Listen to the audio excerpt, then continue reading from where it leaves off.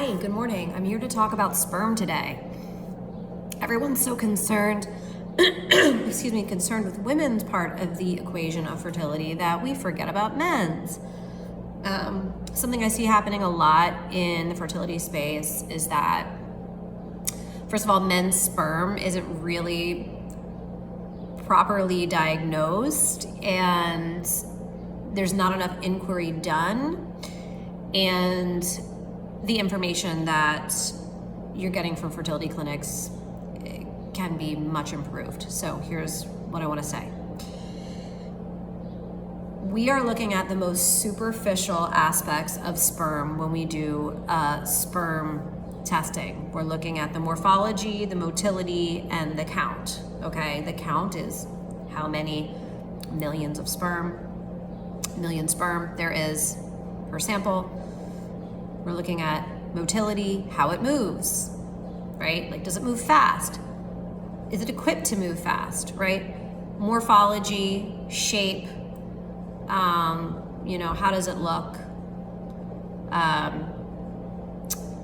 does it function, right, in terms of motility a lot of the times. In the sperm head, there are important enzymes that help break the shell of the egg.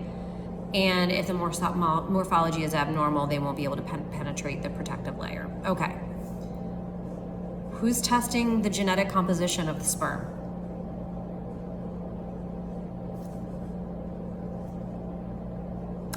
We're constantly talked about women's egg health.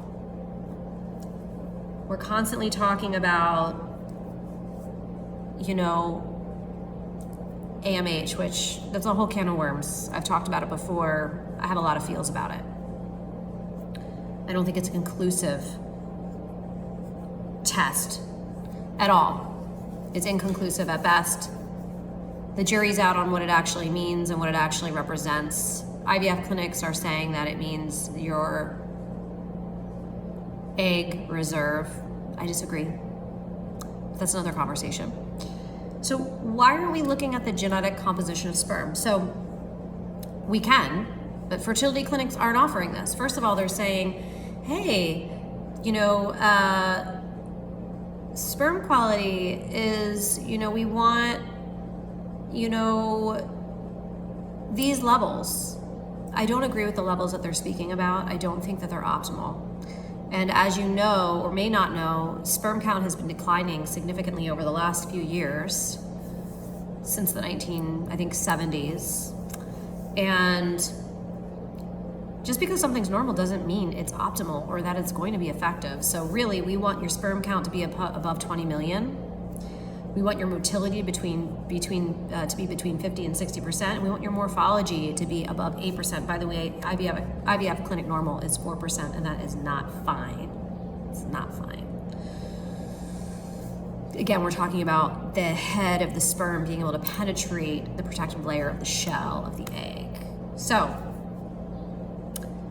we are not talking about sperm DNA unless we're talking about sperm DNA fragmentation, which is not offered. I feel like doctors are going by this base level of, oh, your sperm's great because you hit these markers. And first of all, I don't agree with those markers. I don't think they're great.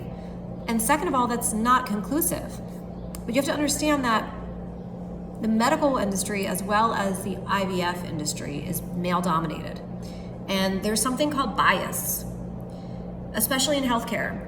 Bias is what has somebody believe something that they're bringing into a diagnostic situation that prevents them from seeing something completely objectively. Bias creates subjectivity. So men are insecure.